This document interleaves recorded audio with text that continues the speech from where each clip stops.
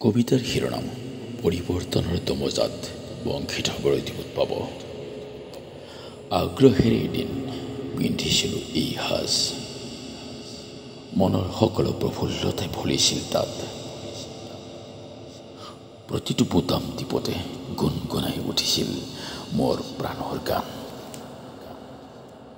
মোৰ সকলো কাৰ্যসূচীতে নিপুণতাৰে মোকেই ফুলাইছিল ৰজনীগন্ধাৰ দৰে। পূবৰ পৰা পশ্চিমলৈ, উত্তৰৰ পৰা দক্ষিণলৈ, পাহাৰৰে এঢলীয়াইটি সাগৰৰ উপকূলৈটি বতাহ বলিছে, উৰিছে ধূলিও, ধুখৰিত হ'ল মোৰ অনুভৱৰ আকাশ। ভয়াৰ্ড অথচ উগ্ৰ মানুহৰ টনা ওজৰাত সৰি পৰিল চলাৰ বুটাম এটি এটিকৈ।